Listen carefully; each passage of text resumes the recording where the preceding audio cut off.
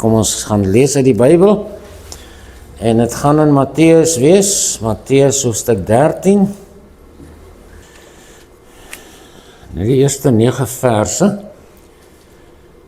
En op daardie dag het Jezus uit die huis uitgegaan en by die see gaan sit, en groot menigtes het by hom vergader, sodat hy in 'n skuit geklim en gaan sit het. En die hele skare het op die strand gestaan. En hy het baie dinge deur gelykenisse tot hulle gespreek en gesê, 'n saaier het uitgegaan om te saai. En terwyl hy saai, val 'n deel langs die pad, en die voëls het gekom en het opgeëet. En 'n ander deel het op die rotsagtige plekke geval, waar daar nie baie grond was nie, en dadelik het dit opgekom, omdat daar geen diepte van grond was nie. Maar toe die son opgaan, is dit verskroei, en omdat dit geen wortel gehad het nie, het dit verdroog.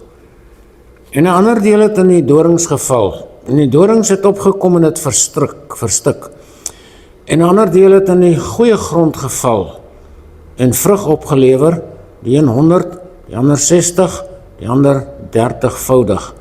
Wie oor het, laat hom hoor, sê Jesus. Net tot sover. Nou, alles in die kerk gaan om die woord van God. As ons nie 'n Bybel gehad het nie, wat het ons hier kom maak? Wat sou ons gedoen het met onsself? Wat 'n kosbare geskenk het God aan ons gegee om sy woord vir ons te gee. Ek hoop dat ons die perspektief daarop het om te besef dat hierdie is die belangrikste en die kosbaarste item wat ons op die hele aarde het, wat ons ooit sal hê. Daar is niks beter as die Bybel nie. Verskoon. Nou, die saaier het baie te doen met die Bybel, die woord van God. En daarom moet ons baie nou oplet wat ek hiervan gaan maak vir myself. Die saad van die lewe word op hierdie aarde gesaai in kerke, deur traktaatjies, deur preke en allerhande maniere. En Jesus wys vir ons die 4 verskillende maniere hoe mense God se woord as die woord van die lewe of die saad van die lewe ontvang. Daar is 4 groepe en elke een verskil van hoe hulle die saad van die woord opneem en daarop reageer. So die vraag is, wat is jou benadering tot God se woord? Alles hang daarvan af. Hoe benader ek hierdie Bybel? Ek het so rukkie terug gepraat oor die valse vertalings, die nuwe vertalings.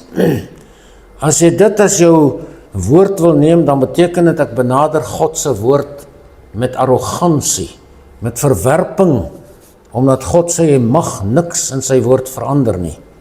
Maar goed, hoe benader jy die woord van God? Die gelykenis het 2 praktiese waarhede, en dit gaan ek nou met u deel. 2 praktiese waarhede, en die eerste wys vir ons die gesindheid van mense se harte. Hier is nou 'n mooi illustrasie. Hoe lyk jou hart? Dit kan dit een van hierdie 4 wees. 'n Mens het 'n hart hierbo in jou kop, en daar is die sentrum van jou denke, die oorsprong van jou denke.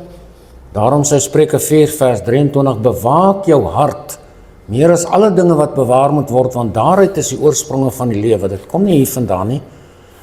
Daar is baie navorsing gedoen op die fisiese hart van die mens ook, en uitgevind dat daar ook baie kennis in ons harte is, in hierdie tikker hierso. Maar ek sal later vir u wys hoe werk dit daar. Maar die gelykenis wys die gesindheid van ons harte. En ek het u al baie vertel dat daar 2 dinge is wat die lewe uitmaak. Dit is gesindhede en verhoudings. Nou ja, al hierdie dinge werk saam op die einde. Maar as jou gesindheid verkeerd is, dan kan jy wees wie jy wil, en wat jy wil. Jy gaan 'n skadelike lewe leef op hierdie aarde, 'n minderwaardige lewe. Nou, hier is dit dan nie wat sy gesindheid nie mooi lyk vir my nie, maar goed. Daar is ons harte, dis hierbo, en ons moet fokus daarop, want hier word die saad gesaai. Hierdie is 'n veld. Ek het al baie daaroor gepraat. Jy het 'n saai land hierbo, en in jou siel, en oral, maar kom ons gaan aan met hierdie. Hier is jou hart. En wat is die gesindheid wat daar uitkom teenoor die woord van God? Die tweede is die werking van die saad word gesien in ons houding teenoor God se woord. 'n gesindheid word 'n houding, en 'n houding word 'n verhouding. Dis waar die hele storie vandaan kom. So, dieper in ons harte word die saad gesaai, ons gesindheid wys wat dit gaan doen in ons, en dan word dit gesien in ons houding teenoor die Bybel, die praktiese Bybel wat jy in jou hand hou. En die inhoud daarvan, natuurlik. So, wat gebeur met die saaier se saad? Dis 'n ontsettende belangrike onderwerp wat Jesus hier aanraak. Verskriklik belangrik, want dit het met elke mens te doen. En dit met ons lewens te doen en met ons geestelike groei of stagnasie. Dit het alles daarmee te doen, hoe ek groei of hoe ek nie groei nie. Of hoe ek sterf en hoe ek lewe. So die eerste deel van hierdie saad sê Jesus val op die pad. Dis nou later wat hy die gelykenis verduidelik, toe die disippels alleen met hom is in vers 18 sê hy, luister julle dan na die gelykenis van die saaier. As iemand die woord van die koninkryk hoor en nie verstaan nie, kom die bose en roof wat in sy hart gesaai is, dit is hy by wie langs die pad gesaai is. Die Here Jesus fokus daarop om vir ons te sê, jy moet verstaan, jy moet jou brein en jou verstand gebruik in die lewe. En daarom sê Hosea 4 vers 6, my volk gaan te gronde weens 'n gebrek aan kennis, hulle verstaan niks nie, hulle weet niks. En dan wil hulle lewe, dan wil hulle allerhande goeders doen in die lewe, om met hulle lewe. En dan maak meestal die foute. So, Jesus klem daarop, jy moet die woord verstaan. En daarom het hy ons 'n verstand gegee, 'n brein en sintuie en die skepping rondom ons opgestel dat ons kan sien die grootsheid van God en die heerlikheid van God en sy almag. En daar begin verstand.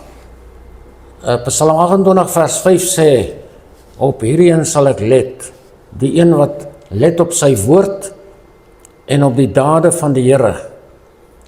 En hy sê, as jy daarop nie let nie, sal hy jou afbreek en jou nie bou nie. Dit is waaruit God met mense begin praat, uit die skepping. As jy sy woord aanvaar, dan kom God nader en begin werk in jou lewe. Hy sê, as iemand die woord van die koninkryk hoor en nie verstaan nie, kom die bose en roof wat in sy hart gesaai is. Met ander woorde, deur daardie houding, of gesindheid of ingesteldheid, maak jy deur oop vir die duiwel. Die bose, demone en allerhande mense wat boos is. So hierdie persone is mense met 'n geslote hart vir God se dimensie, of dimensies. Hulle is toegesluit vir wat God gee of wil gee en aanbied. Dis persone wat verby die werklikheid van hulle verstand lewe. En dit is so belangrik dat 'n mens waak oor jou verstand en oor jou brein en oor jou hart. Dis mense wat verby hulle verstand lewe. So hulle kennis en hulle fokus stop in die brein en daar hou dit op. Die verstand lê dieper, dis 'n sielsfunksie en daar kom dit nooit uit nie.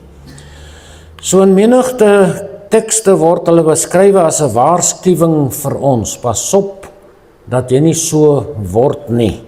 Hoor wat sê die Here in Efesiërs 4. Dit sê en betuig ek dan in die Here dat julle nie meer moet wandel soos die ander heidene ook wandel in die verdwaasheid van hulle gemoed nie, né? Mense wat verduisterd is in die verstand, en vervreemd van die lewe van God. Dis hoekom dit so geskrywe is. Deur die onkunde, wat hulle is vanweë die verharding van hulle harte, wat ongevoelig geword het, en hulle oorgegee is aan die ongebondenheid om in hebsug allerhande onreinheid te bedryf. Kan daar 'n beter beskrywing wees in die hele Bybel of in die wêreld van 'n mens wat God se woord ignoreer, verduisterd in die verstand, dwaas geword het? So, as jy vanmôre hier sit en jy is lief vir die Here se woord, is jy so 'n gelukkige mens, dan jy meer as wat die konings van die wêreld het, en as wat al die regeerders, ook hierdie van ons wat alles steel en ryk word uit diefstal. Jy is baie hoër as hulle in jou lewensproses. So, wat is die vrug van 'n hart wat hierdie dinge weerstaan wat God gee, die goeie saad? Daar is 'n geestelike dood, soos Efesiërs gesê het, dood en duisternis hier binnekant. Hulle is donker in hulle harte en hulle gemoedere. So hulle kan nie werklik verstaan nie. Hulle kan niks verstaan nie. Hulle kan boeke kennis opdoen en professore word, maar hulle kan nie verstaan nie. Hulle mis hulle skepingsdoel. Hulle sal nooit weet waarom is hulle hier op aarde nie. Hulle weet nie hoekom is hulle hier en wat doen hulle eintlik hier nie. Hulle moet maar net aanhou en werk en te kere gaan en leer en kyk of ons iewers kan kom en spaar, sodat ek op my ou dag kan lekker lewe. Dis die perspektief en die persepsie van hulle lewe en hulle lewenstyl. Hulle mis hulle skepingsdoel. Hierdie mense is selfregverdigend. Ons kan self regkom, ons het nie God se woord nodig nie. Ons het kennis, maar Efesiërs 3 sê vir ons, daar's 'n sport hoër as kennis. Hy sê dat ons die liefde moet ken wat die kennis oortref. Ek meen Efesiërs 3 vers 19. Dat aan ons is die voorreg gegee om liefde te ken wat die kennis oortref. Met ander woorde, om in 'n dimensie in te gaan waar God is, want God is liefde. Om in daai dimensie te lewe, jy kan daar lewe, in die dimensie van liefde. Maar hierdie mense regverdig hulle self, en selfregverdiging weet nie wat is liefde nie. Dis natuurlik ook goddeloosheid, hulle leef goddeloos. Hulle is onverskillig teenoor hulle self, en teenoor die ewigheid, teenoor hulle siele, wat vir ewig lewe. So, kan jy sien met watter mense ons te doen het, en met watter mense God te doen het in hierdie wêreld. Hulle is vrugteloos. Hulle dra geen vrug, die vrug van bekering ontbreek, en as die vrug van bekering in jou lewe ontbreek, het jy 'n donker pad vorentoe. So maak seker dat jy werklik 'n kind van God is. Hulle wil dit nie hê nie. Hulle is ook onkundig. Dit het ons nou baie oor gepraat. Hulle leef in ongeloof. Hulle het geen werklike geloof nie. Hulle geloof bestaan daarin om te sien wat sê die almanak môre en wat sê die horlosie. Dis hulle geloof. Hulle is ateïste. Dis ateïste wat hulle self bedrieg. In wese is daar nie so iets soos 'n ateïs nie. Daar is nie so iets nie. Hulle gee vir hulle self daai soort van 'n titel om daarmee te koop te loop dat ek glo nie aan God nie. Dis 'n diep leuen. Almal glo aan God. Almal glo daar is 'n God. Maar party mense is so arrogant dat hulle teen God draai, want die saad van die lewe het nie in hulle harte pos gevat nie, en is donker en is duister. Nou wil hulle nie aan God glo om te erken dat ek is verkeerd nie. So, los hulle maar uit. Hierdie mense ontvang wel die woord, maar verwerp die krag en die lewe wat daarin is. In hierdie Bybel, Psalm 119 vers 130 sê die opening van die woorde gee lig. As jy hom oopmaak, is daar lig. Maak nie saak of Engels of Afrikaans is nie. Jy kry Engelse lig en jy kry Afrikaanse lig ook. Maar dit is hoe dit is. Maak die Bybel oop en daar is goddelike lig. So dit straal daaruit. Maar Hebreërs 4 vers 12 sê ook, Die woord van God is lewend en kragtig en skerper as enige tweesnydende swaard en dring deur tot die skeiding van siel en gees en gewrigte en murg en is 'n beoordelaar van die oorlegging en gedagtes van ons harte. So God gee sy woord om jou totaal te bedien. So van hierdie mense bereik die hoë status van naam-Christene. Ek is ook 'n Christen. Almal sê nie ek is 'n ateïs nie. Baie sê ek is 'n Christen. En dis vir hulle hoë status om te sê ek is Christen. Maar om te sê ek is 'n Christen beteken nie jy gaan hemel toe nie. Jy moet 'n Christen wees. Baie kan dit sê, maar baie is dit nie. Spreuke 13 vers 13 sê van hulle, wie die woord verag, moet dit ontgeld. Hulle verag die woord. Wat is die woord? Dis die saad wat gesaai word, wat op die pad val, wat die voëls van die hemel kom opvreet. Dit is die manier waarop Jesus praat van die ongeredde mens, wat sy hart toesluit vir die woord van God. Johannes 5 vers 40 berus by Jesus en hy sê, julle wil nie na my toe kom om die ewige lewe te hê nie. Julle wil nie. So die sleutel is die mense wil, wat besluit het, nie dit vir my nie, ek wil 'n ander pad loop, ek wil ander goed eet. Nie saad wat die Here gee nie. Dis die eerste groep mense, die saad val op die pad. Die pad praat van 'n hardkoppigheid, 'n harde kop hier binnekant.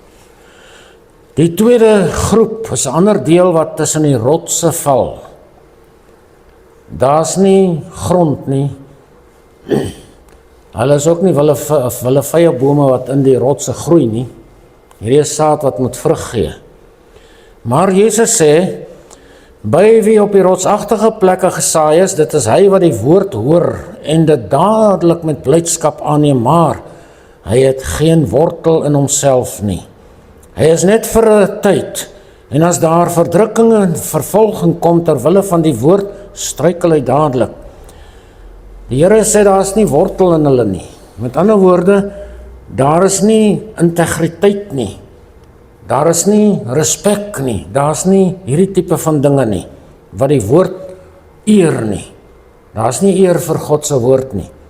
Hulle hou daarvan, dis lekker, dit maak my goed voel, maar daar is niks wat binnekant groei nie. Die karakter is toe vir hierdie soort van saad. So, ons sê hierdie mense het 'n vlak hart. Daar is nie genoeg diepte dat die woord daarin kan posvat en ontwikkel en groei en saad gee nie. In Matteus 5 vers 8 staan daar, hierdie volk nader my met hulle mond en eer my met hulle lippe, maar hulle hart is ver van my af. So mens kan 'n lekker praterige mens oor godsdiens en oor Jesus wees, baie lekker praat oor die Here se dinge en Bybeltekste selfs aanhaal, maar die hart is ver van God af. Daar is geen onttrekking van die kosbaarhede uit die grond nie, want daar is nie grond nie. Die grond staan vir God se woord. Die vrugte van so hart is baie duidelik as mense na hulle kyk. Dit kom gewoonlik uit in 'n oor-emosionele godsdiens. My godsdiens is emosioneel. Emosie het sy rol, baie sterk rol. Maar as emosie jou rede beheer, het jy 'n groot probleem, want emosie het nie rede nie. En daarom as jy emosioneel wil wees in jou godsdiens en dit oorheers jou godsdiens en jou Christendom, dan beteken dit oorheers my rede.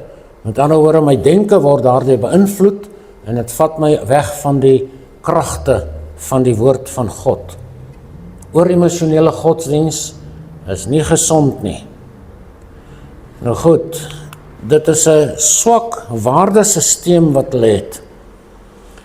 Hulle het 'n baie swak waardesisteem. Met ander woorde, hulle waardes gaan om, wat doen dit aan my? Wat doen dit vir my? Wat beteken dit vir my? Hoe laat dit my voel? Dit is 'n swak waardesisteem wat op gevoel werk, maar nie op die werklikhede nie. Daar is oppervlakkige vreugde, want die oomblik, soos Jesus sê, as daar sonskyn kom, dan verdroog hierdie goed. Met ander woorde, Hulle godsdiens lewe net van oomblik tot oomblik. Dis 'n plesier godsdiens. Maar dit bring mense in 'n woestynlewe in, waar jy in sirkels loop al die tyd. En dis die kruks van die saak. Daar's baie kinders van God ook, wat ongelukkig in sirkels loop. Hulle kom nie by 'n punt waar ek in 'n rigting ingaan en my pad vat na die heerlikheid van God toe nie. Hulle is tevrede met die aardse dingetjies, met die tydelike dinge, wat net daar is vir 'n oomblik. Die vlees oorheers hierdie mense ook. En dan is daar geen visie nie. Hulle is so besig om te probeer oorleef, en om te probeer lekker kry in my godsdiens, dat ek nie 'n visie kan ontwikkel nie. Ek moet net bedien word. So dis wat hulle is, geen visie nie.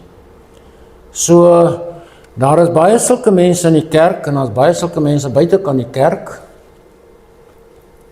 en daar is baie sulke mense op die preekstoele, want hulle leer baie keer hulle gemeentes hierdie tipe van standaard en vlak, wat nie verder kom as dit nie.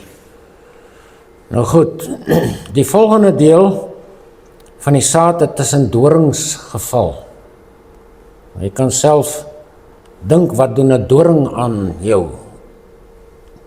Matteus 13 sê Jesus, en by wie in die dorings gesaai is, dit is hy wat die woord hoor, maar die sorge van hierdie wêreld en die verleiding van die rykdom verstik die woord, en hy word onvrugbaar. Met ander woorde, die lewe neem beheer van hierdie persoon. Die sorge van die wêreld, die verleiding van die rykdom, verstik die woord. Daarom is geldgierigheid so 'n groot sonde, soos Paulus aan Timoteus skrywe. Die wortel van alle ewels is geldgierigheid, want dit verstik die woord van God. Hierdie persoon het 'n oorvol program en 'n toegegroeide hart. Daar is soveel dinge, die sorge van die lewe, dis nie net een dingetjie nie, dis nie net 10 dingetjies nie, dis honderde dinge. Die sorge van die lewe is 'n verskriklike program, met baie aspekte daarin, en daaraan verbonde, waaraan mense betrokke moet wees. En dan die rykdom, verleiding van die rykdom. Ek het dit in my lewe baie gesien, jy seker ook al, hoe dat rykdom mense se lewe verwoes. Ek sê nie daar is fout met ryk mense nie, maar daar is fout met mense wie se rykdom hulle nie kan hanteer nie, wie se lewens verwoes word deur hulle skatte, aardse skatte. Daarom waarsku Jesus baie keer, en sê daar in Matteus ook, moenie vele skatte bymekaar maak op die aarde waar mot en roes verniel en diewe inbreek en steel nie, maar maak vele skatte bymekaar in die hemel waar geen mot en roes is en waar geen diewe inbreek en steel nie. Want waar jou skat is, daar sal jou hart ook wees. Dis die Here wat dit sê. Waar jou skat is, daar sal jou hart wees. En hierdie skatte is die dorings. Daar is seker ander woorde ook wat ons daarvoor kan gebruik. Maar dis die dorings wat steek en wat jou geestelikheid vernietig. Ons hou daar baie, as jy 'n fiets ry of 'n kar, en daar's 'n spyker in, ons noem dit 'n puncture. Hy maak jou wiel pap. En die skatte en die sorge van die lewe maak jou wiele pap, sodat jy nie kan verder lekker beweeg nie, totdat jy reg maak. Wat is die vrug van hierdie mense se harte? Hulle is bedwelm deur singenot. Met ander woorde, ek fokus op die sorge van die lewe. Die dinge wat dit van my makliker maak om ander dinge te geniet. Emosionele ontwrigting. Hulle kan nie hulle emosies beheer nie. Want eendag is dit so en een ander dag is dit so. As dit goed gaan met my, is ek bo. As ek nie goed gaan nie, is ek onder. Wêreldsgesindheid, want die wêreld bied mos nou wat ek het, nodigheid om lekker te lewe en om gelukkig te wees. Hulle is dubbelhartig. Jakobus sê, 'n dubbelhartige man is nie 'n regte man nie. Want die een keer trek die hart om soontoe, die ander hartdeel trek om soontoe. Hy sê hulle is onbestendig in al hulle weë, sê Jakobus. So, hoe kan hulle vrugbaar wees. Hulle bly onvrugbaar. Hierdie mense mag baie sterk lyk met dit wat hulle het en met dit waarin hulle betrokke is, die sorge van die lewe. En 'n mens kan baie betrokke wees in goeie dinge in die lewe, maar wat nie nodig is nie. En wat God nie vir jou gesê het om in betrokke te wees nie. En dan is dit onvrugbaarheid. Jy moet onder die leiding van die Heilige Gees lewe. Hy moet vir jou lei. So dan word hulle kragteloos, naderhand word dit ongeloof, en dan neem selfsug en selfbelange net oor. Is daar sulke mense? Ja, Openbaring 3 sê, vir die gemeente van die Laodicense, wat in hierdie kategorie baie pragtig inpas, was jy tog maar koud of warm, maar nou omdat jy lou is en nie koud of warm nie, sal ek jou uit my mond spieg. Want jy sê, ek is ryk en het verryk geword, en het aan niks gebrek nie. En jy weet nie dat dit jy is wat ellendig en beklaanswaardig en arm en blind en naak is nie. So die mense lewe in 'n onbewuste staat, dat daar is fout met my, hulle weet dit nie. Hulle kom dit nie agter nie, want het gaan te lekker. En die doring steek een na die ander. En hulle word weggeneem. 1 Johannes sê, moenie die wêreld lief hê of die dinge wat in die wêreld is nie. As iemand die wêreld lief het, dan is die liefde van die Vader nie in hom nie. En die wêreld gaan verby in sy begeerlikheid, maar hy wat die wil van God doen, bly vir ewig. Nie die mense wat in die wêreld bo uitkom nie. 'n Mens moet streef om die beste van jou lewe te maak, want dit is die vervulling van jou skepingsdoel. Maar dit moenie jou hele wese oorheers nie. Hy wat die wil van God doen, bly vir ewig. Jakobus sê, egbrekers en egbreeksters, weet julle nie dat die vriendskap van die wêreld vyandskap teen God is nie? Wie dan 'n vriend van die wêreld wil wees, word 'n vyand van God. Stelselmatig kom die vriende, want die rykdom is daar en al die wonderlike goed is daar. Stelselmatig kom die rykdom en vat jou weg van God af.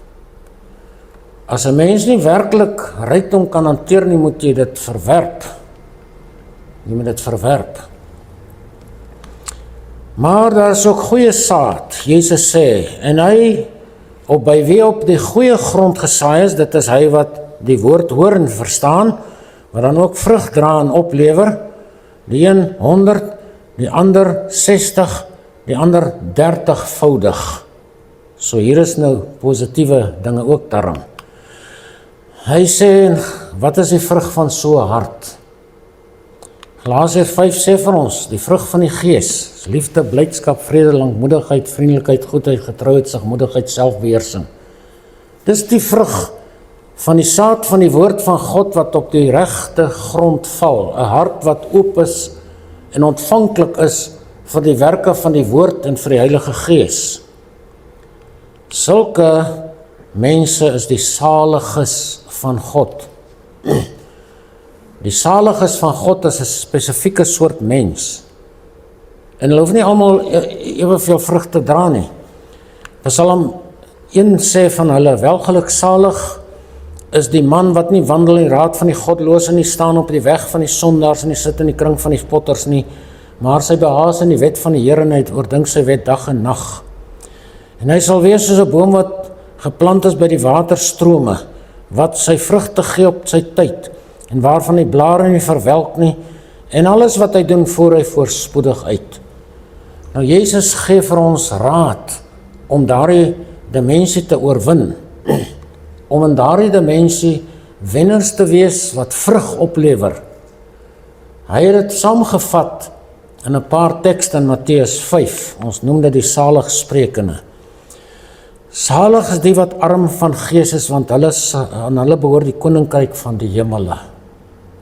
Dis die toestand van die gees wat ontvanklik is vir die woord van God. Dis nie dom mense nie, dis mense wat besef, my gees het volume nodig, my gees het inhoud nodig, ek het 'n gebrek aan goddelike wysheid en kennis. Dis mense wat arm is van gees. Salig is die wat treur, want hulle sal vertroos word.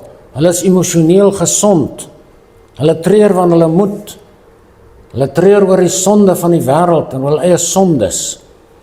Salig is die sagmoediges, want hulle sal die aarde beerwe. Dis die gesindheid van Jesus, sagmoedigheid. Salig is die wat honger en dors na die geregtigheid, want hulle sal versadig word. Die vrug van geregtigheid, sê die Bybel, word gesaai in die harte van opregte mense.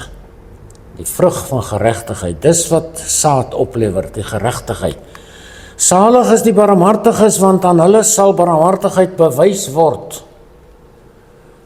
Salig is die wat rein van hart is, want hulle sal God sien. Salig is die vredemakers, want hulle sal kinders van God genoem word. Kan jy sien, wat is die vrug van daai persoon se lewe, wat die woord van God ontvang, en oop is vir die eise, vir alles wat die woord van God vir ons wil gee en leer en doen. Dit is die mense wat Jesus hier beskryf. En helaas, baie van hulle is in die kerk vanmôre, hier by ons, hopelik daar buite na die wat luister, maar daar is nie baie van hulle nie. Hulle is nie die meerderheid op aarde nie. Hulle is die minderheid, want in dieselfde Bybelboek sê Jesus, die pad is smal wat na die lewe toe lei, en daar is min wat dit vind. Maar die pad is breed wat na die verderf toe lei. Daai ander 3 soorte mense is op daai pad. En daar's baie wat daar weer ingaan, sê Jesus. So maak jou lewe sin. Watter een van hierdie 4 sou jy sê, is jy vanmôre? Jy moet kan sê, en die Heilige Gees moet vir jou dalk sê, en ek weet nie, wie is nie, so ek kan nie sê nie. Ek hoop net, dat die woord van God meer kosbaar sal word vir elkeen van ons vorentoe, totdat Jesus ons kom haal, en ons nie meer hoef te sukkel op hierdie aarde nie. Mag die Here ons seën. Vader, baie dankie vir die kosbaarheid van die waarhede, wat U ons leer op hierdie aarde. Dankie Here dat U goed is vir ons. Dankie dat U vir ons gee wonderlike saad met krag, met lewe daar binne. En ons het elkeen een of meer van dit in ons besit. Die heilige woord van God. O Here, help ons asseblief, dat ons vol van die woord van God sal raak. Dat ons sal droom daarvan. Dat ons sal moeite doen om die woord in ons hart te bære, soos Dawid sê, dat ons teen U nie sal sondig nie. Wees genadig, Here. Hier is kostelike mense vanmôre in hierdie kerk, en daar buite ook wat daarna luister. En ons bid dat God in ons lewens sal meer saad saai, wonderlike, kragtige saad, want ons harte is oop daarvoor, nadat ons hierdie bestudeer het. Seën ons saam verder en seën ons deur die week en bewaar ons harte asseblief in Jesus se naam. Amen.